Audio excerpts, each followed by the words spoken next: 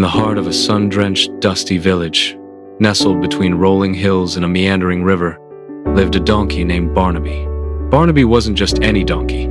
He was a creature of immense strength, unwavering loyalty, and a heart as gentle as the morning dew. His coat, a rich, earthy brown, shimmered under the harsh sun, and his large, expressive eyes held a depth of understanding that few humans bothered to notice.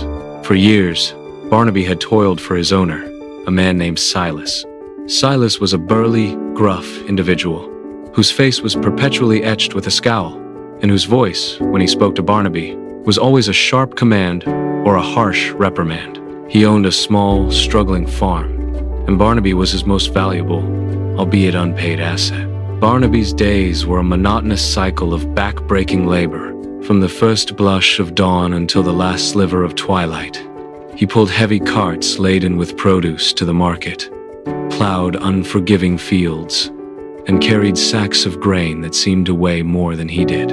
His hooves, once strong and nimble, were now calloused and aching. His shoulders, once broad and proud, were perpetually sore from the harnesses that chafed his skin. Yet, through it all, Barnaby never complained. He simply lowered his head, dug in his heels, and pushed forward, driven by an innate sense of duty and a naive belief that his hard work would eventually be recognized, perhaps even rewarded, with a kind word or a gentle pat. Silas, however, saw Barnaby not as a living, breathing creature with feelings and needs, but as a mere tool, an extension of his own ambition. He fed Barnaby just enough to keep him working, and provided a meager, drafty shed for shelter. Love and affection were foreign concepts in Silas's world, especially when it came to his animals. He often boasted to his neighbors about Barnaby's strength, claiming he had the best workhorse in the county, conveniently forgetting that Barnaby was, in fact, a donkey. His neighbors, mostly simple, hard-working folk, would nod sympathetically, knowing Silas's reputation for being a hard taskmaster. One sweltering afternoon, as the sun beat down relentlessly, Barnaby was pulling a cart overflowing with pumpkins to the village market. The road was long and dusty, and the weight of the cart pressed down on his weary frame. He could feel sweat trickling down his flanks, and his breath came in ragged gasps. As he neared the market square, he overheard Silas speaking to another farmer, a jovial man named Thomas, who was known for his kindness to animals. "That donkey of mine, Barnaby," Silas began, a smug grin spreading across his face. "He's a machine, I tell you. Works from sunup to sundown, never a peep of complaint. I've got him trained so well, he doesn't even need a whip anymore, just a stern look, and he knows what to do."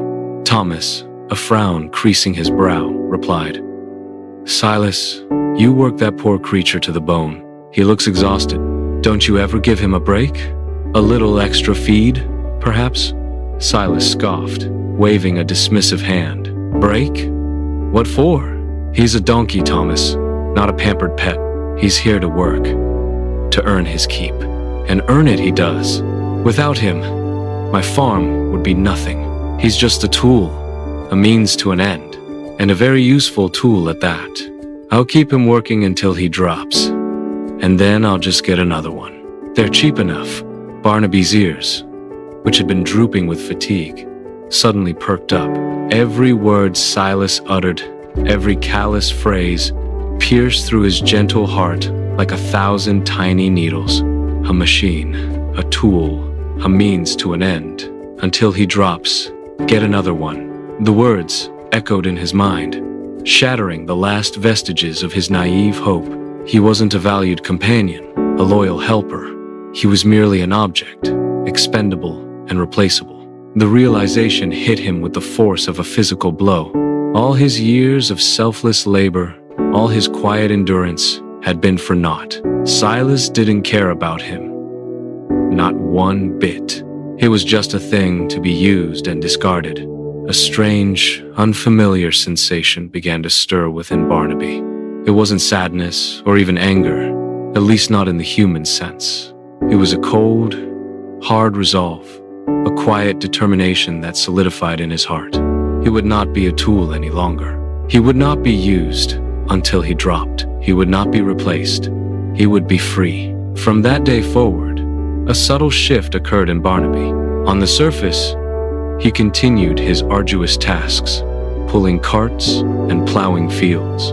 But beneath his placid exterior, a quiet rebellion was brewing. He began to observe Silas with a newfound intensity, studying his routines, his habits, his weaknesses. He noticed how Silas always left the gate to the main pasture slightly ajar when he was in a hurry. He observed how Silas would often leave his tools scattered carelessly around the barn. He even noted the specific creak of the floorboard in Silas's house that indicated he was asleep. Barnaby's first act of defiance was small, almost imperceptible. One morning, as Silas was struggling to load a particularly heavy sack of potatoes onto the cart, Barnaby, instead of bracing himself as usual, subtly shifted his weight, causing the sack to tumble to the ground. Silas, grumbling curses, had to lift it again, straining his back in the process.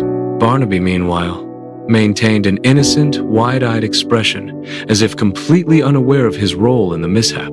Over the next few weeks, these accidents became more frequent and more elaborate. When Silas tried to harness him, Barnaby would suddenly develop an itch in an unreachable spot, causing him to twist and turn, making the task infuriatingly difficult. When pulling the plow, he would occasionally stumble over a perfectly smooth patch of earth, causing the plowshare to dig too deep or veer off course. Much to Silas's exasperation, he would accidentally knock over buckets of water, misplace Silas's favorite shovel by nudging it into a thorny bush, and forget the way to the market, leading Silas on a circuitous route that added hours to their journey. Silas, initially attributing these incidents to Barnaby's stubbornness or clumsiness, grew increasingly frustrated. His scowls deepened and his grumbling intensified. He tried to discipline Barnaby with harsher words and even a few futile attempts with a switch, but Barnaby, with his newfound resolve, simply endured, his eyes holding a knowing glint that Silas, in his self-absorption, completely missed. The villagers, however, began to notice. They saw Silas, once so proud of his machine of a donkey, now struggling to control him. They saw Barnaby, once so docile, now moving with a subtle, almost mischievous intelligence. Thomas, in particular, watched Barnaby with a growing sense of admiration. He saw the spark in the donkey's eyes, the quiet defiance in his movements, and a glimmer of understanding began to dawn on him. The climax of Barnaby's rebellion came on a particularly busy market day. Silas had loaded the cart with an unprecedented amount of produce, hoping to make a large profit. Barnaby, feeling the immense weight, knew this was his moment. As they approached the steepest part of the hill leading to the market, Barnaby, instead of straining against the load, suddenly stopped dead in his tracks. He braced his legs, lowered his head, and refused to budge. Silas, red-faced with fury, shouted, cursed, and even tried to pull Barnaby forward by the reins. But Barnaby was immovable, a solid, unyielding wall of donkey. The cart, precariously balanced on the incline, began to creak ominously. Other farmers, witnessing the spectacle, stopped their own carts and watched, some with amusement, others with concern. "Move, you stubborn beast," Silas roared, his voice echoing through the quiet morning. "Move or I'll sell you for glue."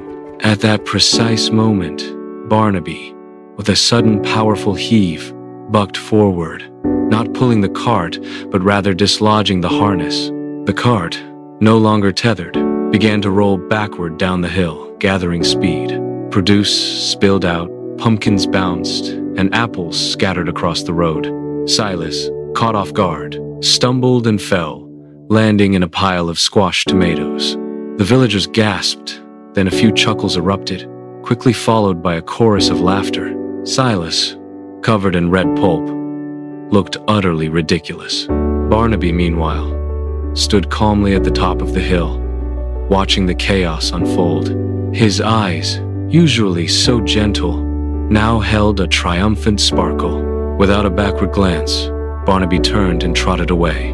Not towards the farm, but towards the open fields, towards the freedom he had so cleverly orchestrated. He felt a lightness in his step, a joy he had never experienced before. He was no longer a tool, no longer a machine. He was Barnaby, a free donkey, charting his own course. Silas, still fuming and covered in tomato, eventually had to be helped up by Thomas. That beast, he spluttered, pointing a shaky finger at Barnaby's retreating form. He's ruined me. Ruined. Thomas, however, just smiled. Perhaps, Silas, he said, his voice gentle but firm. You should have treated him less like a tool and more like a living creature. Sometimes, even a donkey knows when it's time to stop being exploited. Barnaby, now far from the village, found a lush meadow filled with sweet grass and a clear stream. He grazed peacefully, the sun warm on his back, the wind whispering through his mane. He was finally free, and the taste of freedom was sweeter than any carrot, more satisfying than any pat on the head. He had learned a valuable lesson, and in doing so, had taught his cruel owner an even more profound one. Even the most gentle of creatures will eventually rebel against exploitation. Don't be a tool. Indeed, and sometimes, the quietest rebellion can be the most effective, especially when it's executed by a donkey with a plan.